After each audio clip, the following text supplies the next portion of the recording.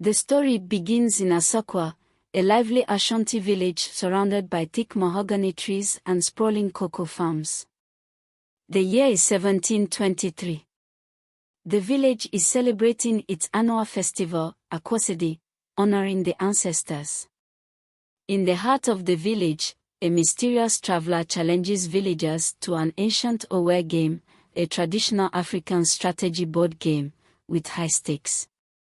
Obrompong Kojo, the mysterious traveler, commands attention as he speaks. I offer a simple challenge. Win against me at Owe, and I grant you a wish. Lose, and you grant me what I ask. The villagers murmur nervously. Kwasi steps forward, confidence radiating from him. I accept. But be warned, I've never lost. Efua watches from the crowd, her brow furrowed in suspicion. As the game progresses, the stakes rise.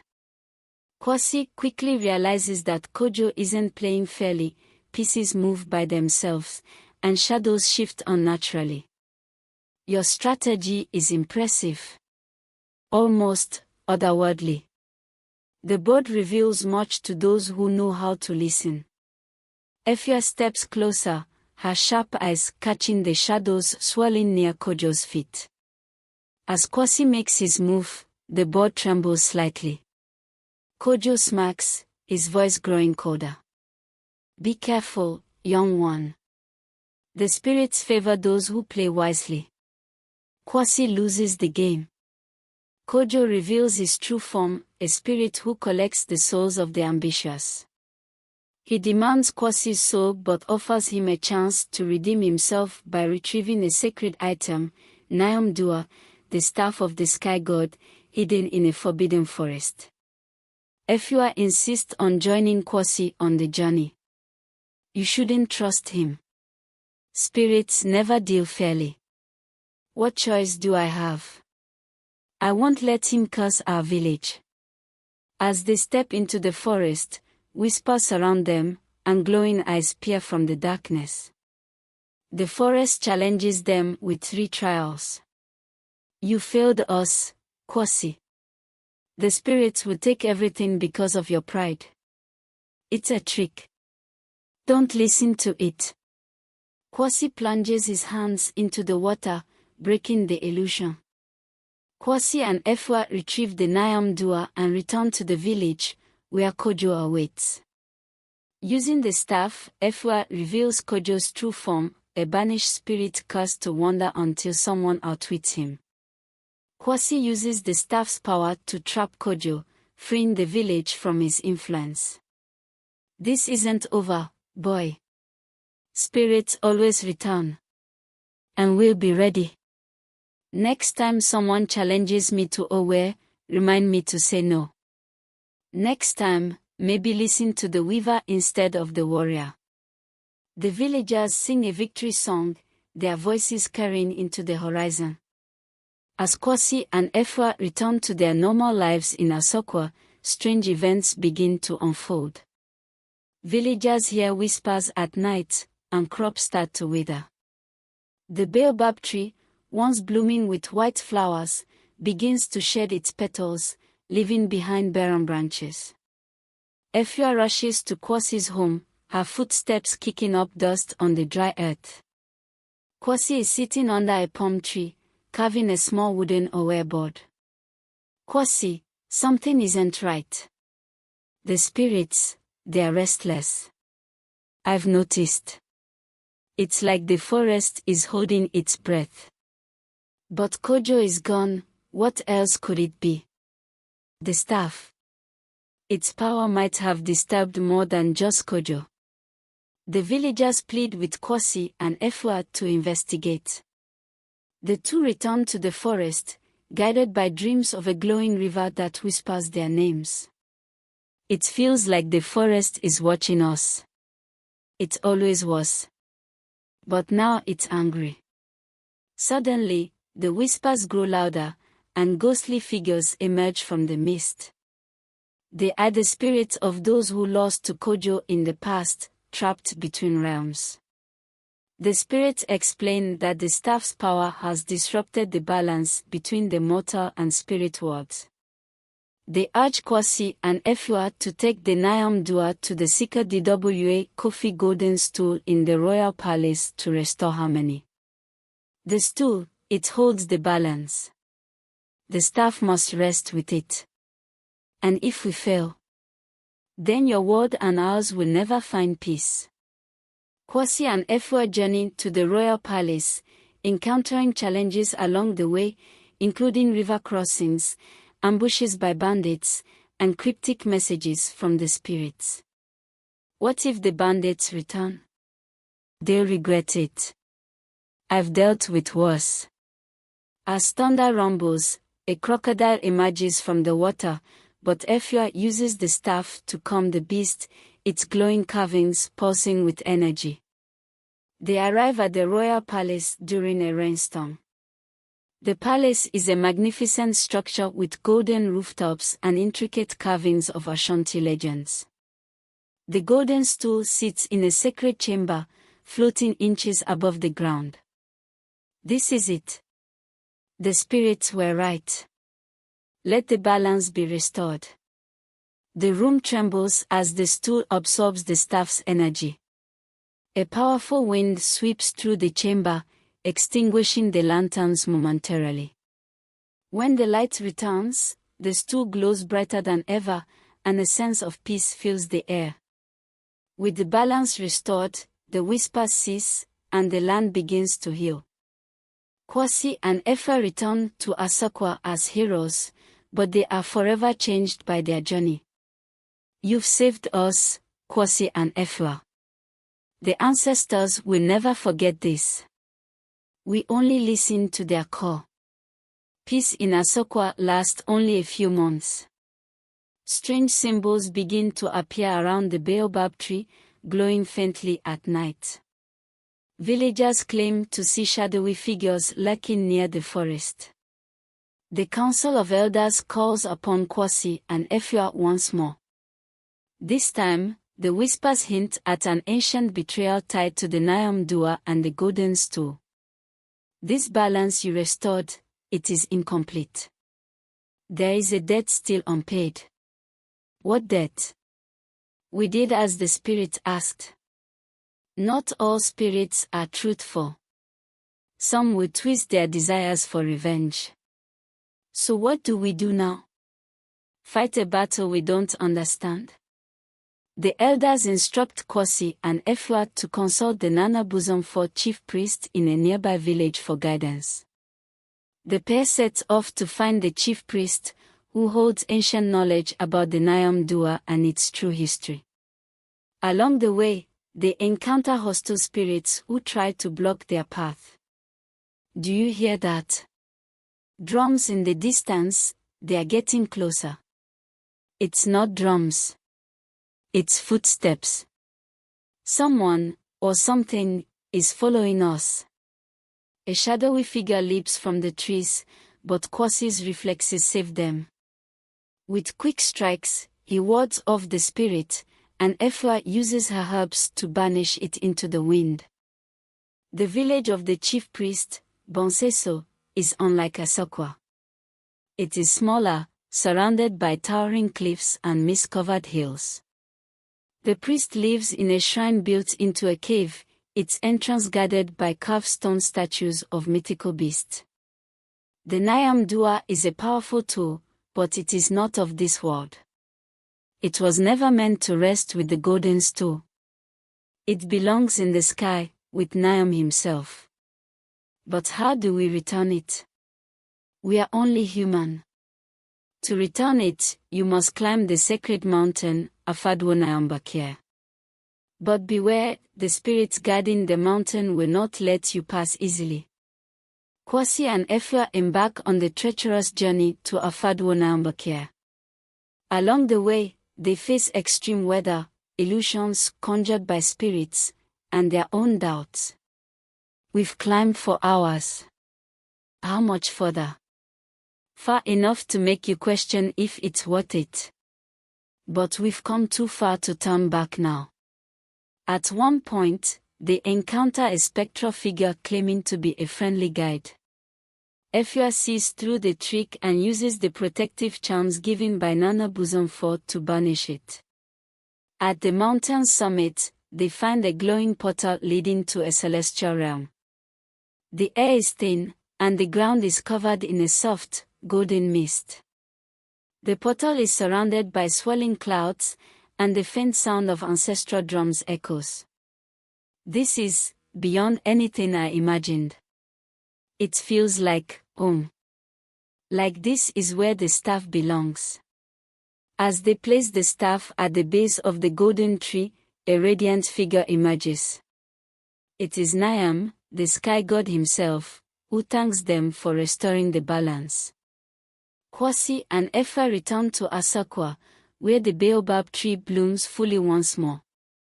Peace is restored, and they are celebrated as legends in their own time.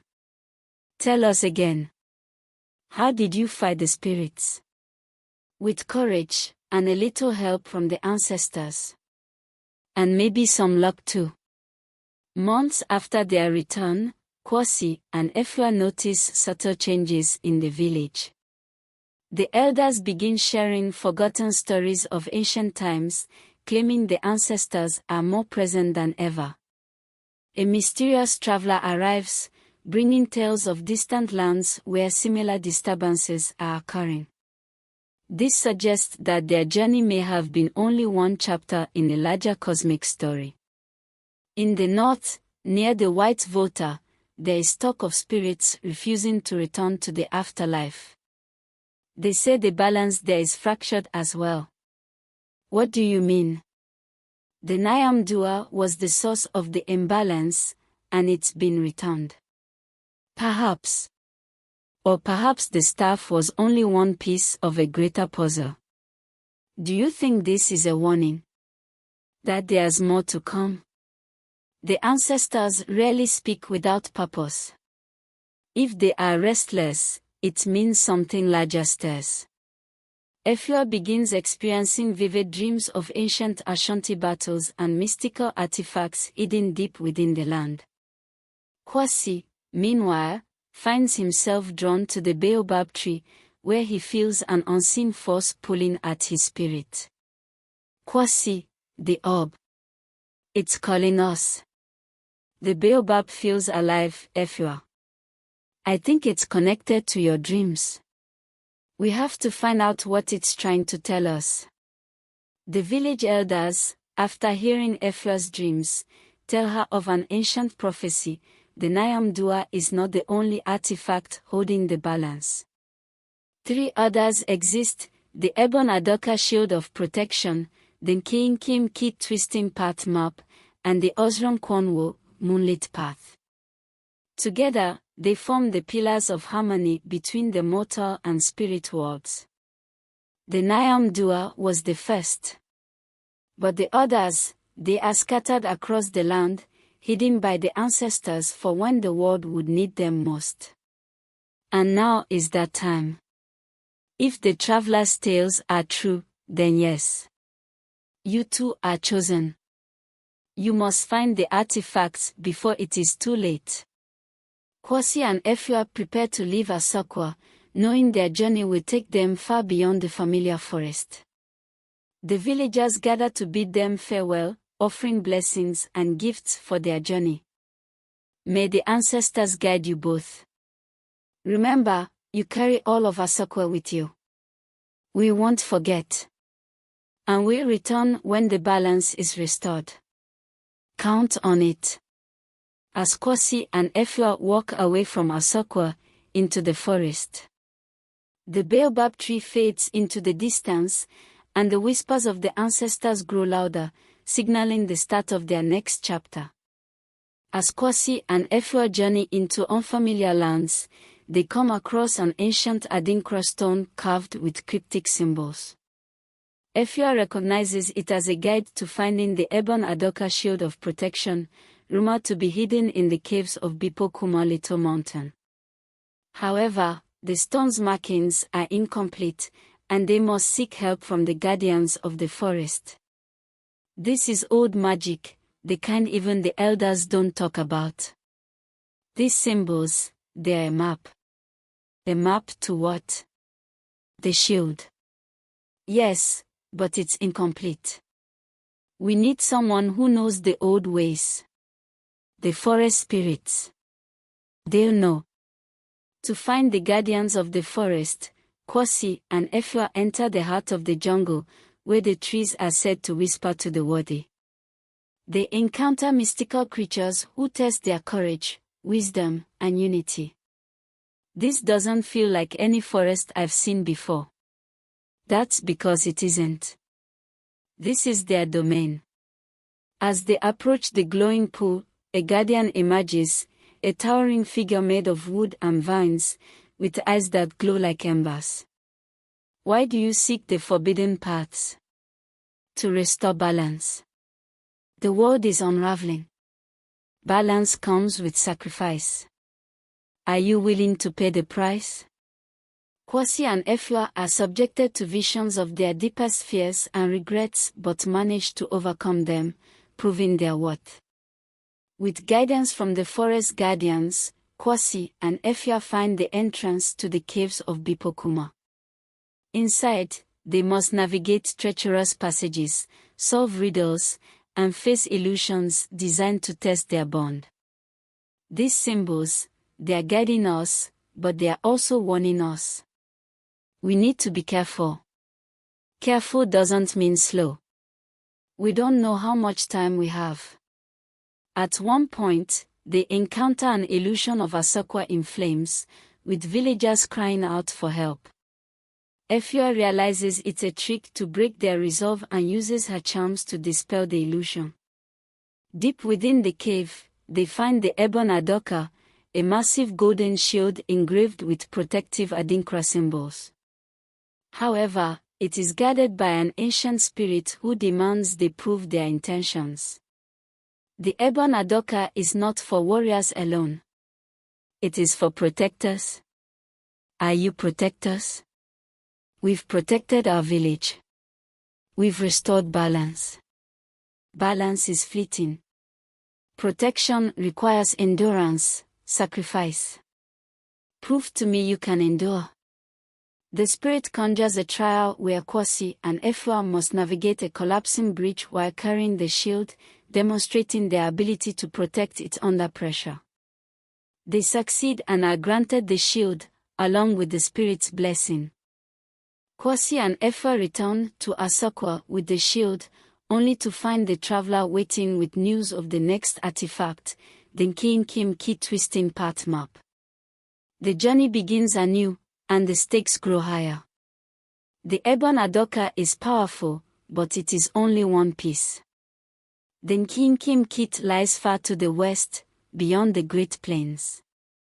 How do you know all this? Because I've walked these paths before. With the Ebon Adoka secured, Kwasi and Efua prepare to journey westward in search of the Nkinkim kit twisting path map. The traveler, whose name is revealed to be Kotin, insists on accompanying them, claiming his knowledge of the terrain will be invaluable. Along the way, the trio faces challenges that reveal Kotin's mysterious connection to the artifact. You know more than you're telling us. Why do you care about these artifacts? Care. Let's just say I have a vested interest in ensuring balance is restored. That's not an answer. The answers you seek are ahead of us, not with me. The tension builds as they encounter signs of chaos, rivers flowing backward, animals behaving unnaturally, and villagers fleeing their homes, claiming that shadowy figures haunt the plains at night. The group arrives at the Tumin Somfo Plains, where the Nkinkim kit is said to be hidden. The plains are a maze of shifting paths, and Kotin admits that the map is no ordinary artifact, it is alive and will test their resolve before revealing itself. It's like the land itself doesn't want us here. It doesn't. The Nkinkim kit doesn't reveal itself to the unworthy. Then what does it want? More trials. More sacrifices. patience, and trust. If you doubt each other, the paths will consume you. The group must navigate illusions of betrayal and personal loss, forcing them to confront their own insecurities and strengthen their bond. At one point, Kwasi sees an illusion of Efua abandoning the quest, while Efua faces visions of Kwasi choosing power over their mission. They realize the trials are testing their unity and refuse to let the illusions tear them apart. After overcoming the trials, the group finds the King Kim kit embedded in a monolith at the center of the plains. The map, a living artifact, transforms into a glowing tapestry that shows the locations of the remaining artifacts. However, its revelation comes with a dire warning: each step toward balance brings them closer to a greater danger. It's beautiful, but it feels heavy. Like it carries a burden. Because it does. The map is alive, it knows the cost of what you're trying to do. What cost? What aren't you telling us, Quotin? The balance demands more than you can imagine. You'll understand when we find the next artifact. As they prepare to leave the plains, Efua notices the map glowing brighter whenever Quotin touches it, hinting at his deeper connection to the artifact. Confronted, Quotin finally reveals the truth: he is a descendant of the original guardians who were tasked with protecting the artifact. His family failed, and he now seeks redemption by aiding Kwasi and Efua. You're one of them. The guardians. Not anymore. My ancestors failed. The artifacts were scattered because of us. This is my penance. Then why not tell us from the start? Would you have trusted me? The guardians betrayed the balance once. But now, I have no choice but to trust you to finish what my family could not. The revelation strengthens their bond, but it also raises questions about the true purpose of their mission and the price they must pay to restore balance. The King Kim kit reveals the location of the Osram Kwonwu moonlit path, hidden in the sacred mountain of Afaonayam. However, the closer they get to the mountain, the stronger the presence of shadowy forces. These malevolent spirits, sensing the group's progress, begin attacking villages, forcing Kwasi and Efua to protect the innocent while staying on course. The shadows, they come at night and take our children. Please, help us. We'll protect you. Efua, prepare the charms. Quotin, you stay with them. Kwasi and I will face whatever's out there. As night falls, the shadows attack, forcing Kwasi and Efua into a battle that tests their strength and resolve. The Ebon Adoka proves invaluable, its protective energy repelling the spirits long enough for them to secure the village. The shadow forces grow bolder, attacking not just at night but in daylight as the group journeys toward Afaonayam. Quotin reveals they are summoned Nyonsofo wise shadows, ancient spirits of betrayal bound by dark magic to serve chaos. He explains that they were created by a rogue guardian centuries ago to ensure no one could restore balance. They are watching us. I can feel it. Let them come. I'm ready. You don't understand. These aren't ordinary spirits. They are bound to chaos itself. Fighting them is dangerous. Then what do we do? Run. No. We need to outsmart them. They were created by betrayal, they thrive on it. If we stay united, they lose their strength. The shadows attack as the group crosses a narrow gorge. The Summon Nyansofo summon illusions of their worst fears, attempting to turn them against one another. Kwasi sees Efua transformed into a shadow creature, while Efua sees Kwasi abandoning her for the artifact. Efua. Why are you? No, this isn't real. Kwasi, you're leaving. You promised. They are illusions. Close your eyes and focus on your bond. The shadows are feeding on your fear. Kwasi uses the ebon adoka to dispel the illusions, its protective energy creating a barrier of light that forces the shadows to retreat. However, the strain of using the shield begins to take a toll on him, weakening his strength. After the battle, Quotin reveals the true origin of the summon Nyansofo. They were created by his ancestor, Kusi, a guardian who betrayed the others out of greed and fear of losing power. Quotin feels a deep shame, as the existence of the shadows is a direct consequence of his bloodline. The shadows, they are my family's curse. Kusi, my ancestor, created them when he broke the sacred pact of the guardians. He feared losing his power and bound spirits of betrayal to protect the artifacts from anyone who would challenge him. And now they are coming for us. Because of your family. Yes. But I will make it right. This mission is my chance to end their reign. Then we need to destroy them. Together. The trio begins their ascent of the sacred mountain, knowing the shadows will follow. The path is steep and treacherous, lined with ancient carvings of guardians watching silently. At night, the shadows attack again, this time using fragments of Quotin's past to break his resolve. These carvings, they are watching us. They are reminders. The mountain was once sacred to the guardians. Let's hope they still want to protect us. At night, the summon Nyansofo attack, showing Quotin visions of his ancestor Kusi, mocking his failure. You think you can redeem us? You're nothing but a shadow of a guardian.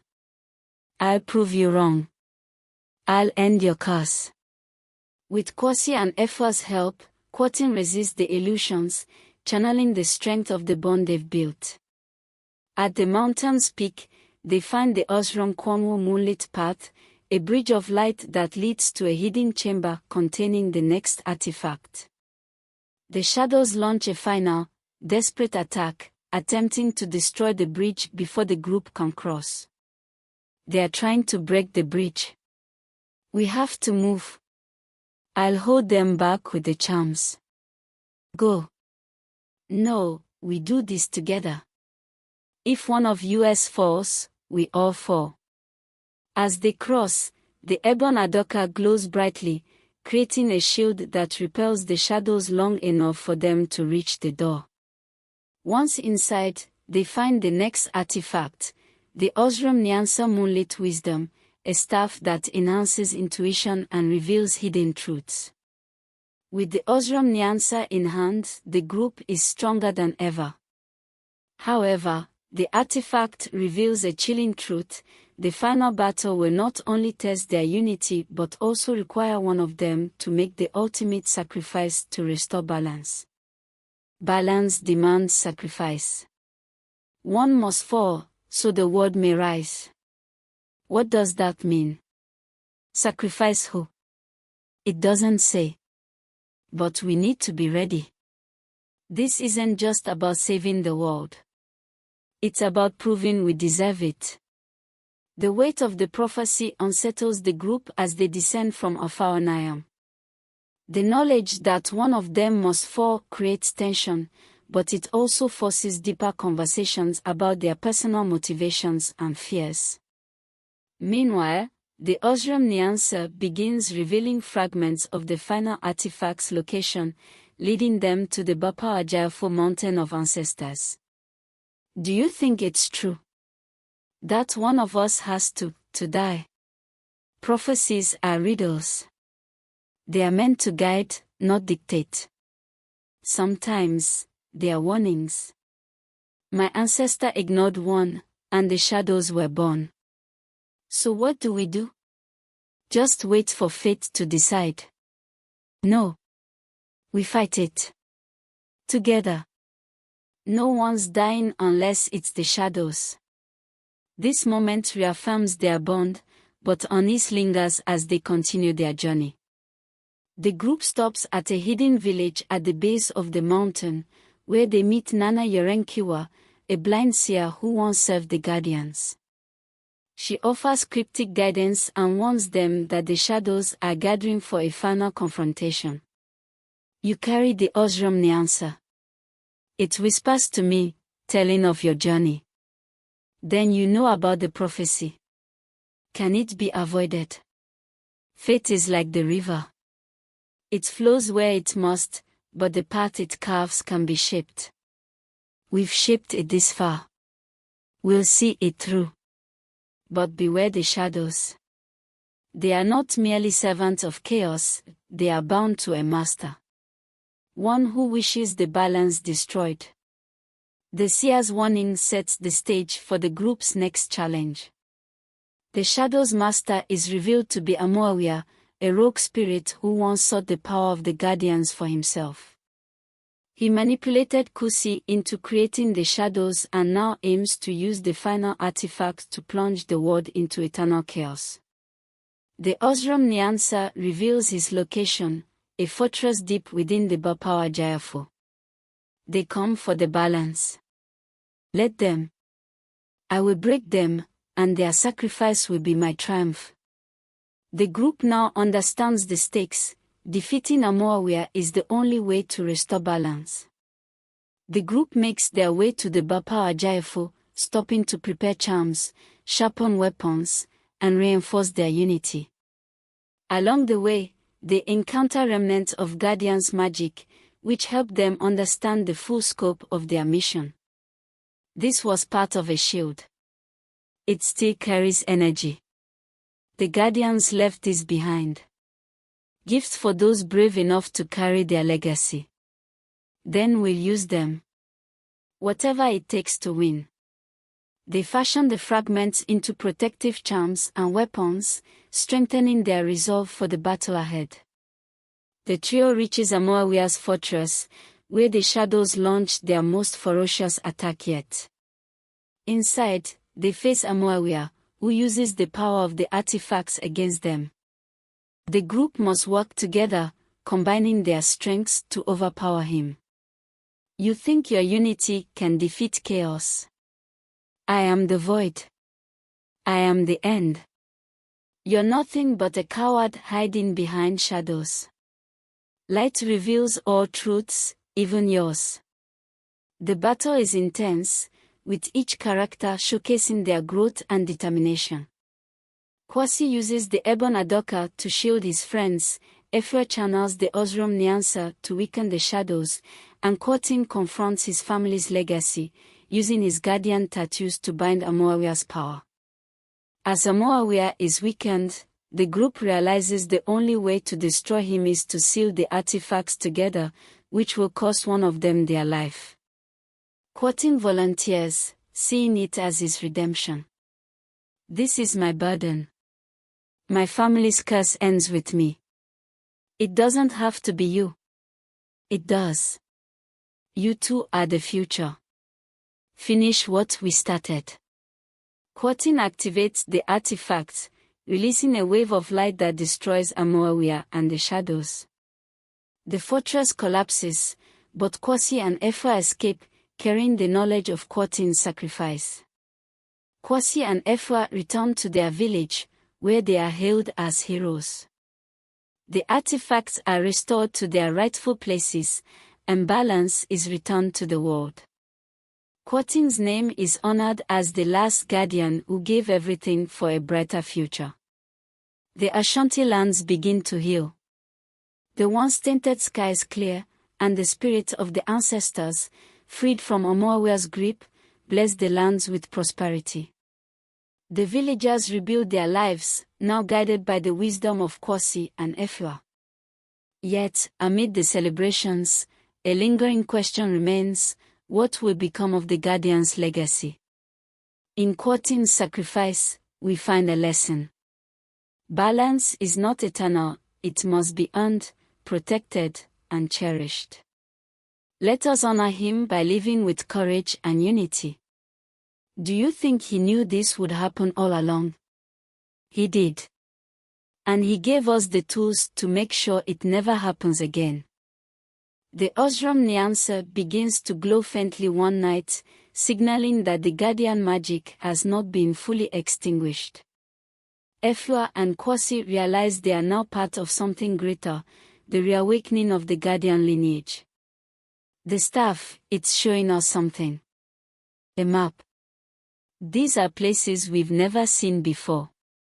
It's not over, is it? The balance may be restored, but the Guardian's duty is just beginning. Then we'll continue. For Quotin.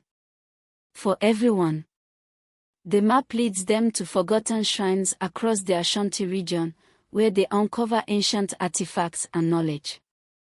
Each stop strengthens their connection to the Guardians and deepens their understanding of the balance they must protect. This was left by the first Guardians.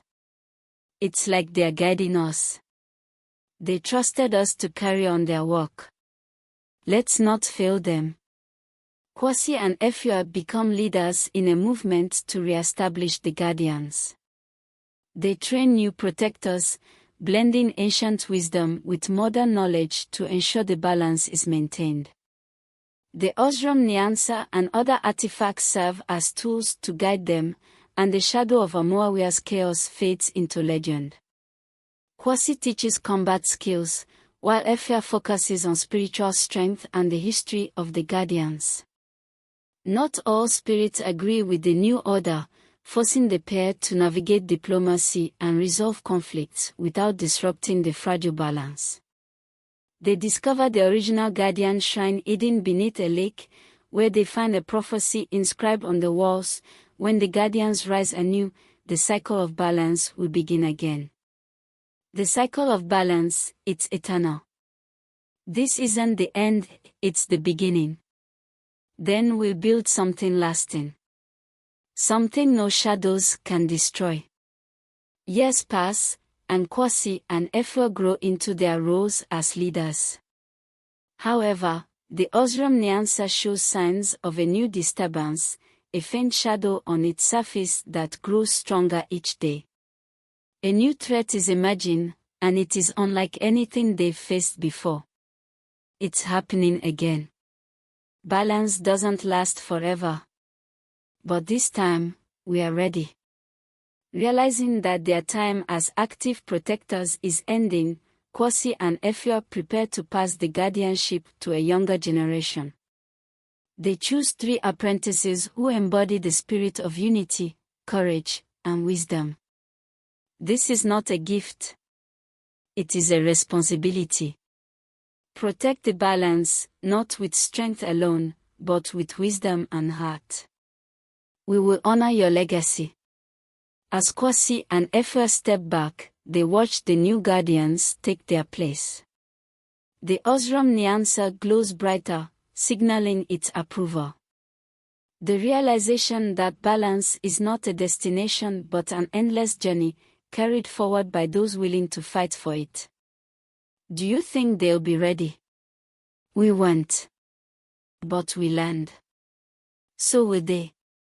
As they walk away, the Osram Nyansa emits a final pulse of light, its power now shared among the new guardians. Balance is not something that happens by chance. It's a responsibility, a constant act of courage, wisdom, and kindness. In every conflict, in every decision, ask yourself, are you contributing to harmony, or creating discord, as Efua says? Kwasi follows, his tone steady and commanding. The world is full of shadows, but also light. What matters is which one you choose to nurture. Stand for what is right, even when it's hard. Protect what you love, but never at the cost of others' peace. Together, they say, be the guardians of balance in your world. Thank you for watching. Please, don't forget to subscribe, like, share and comment. Let me know what you liked about the story in the comments. Thank you.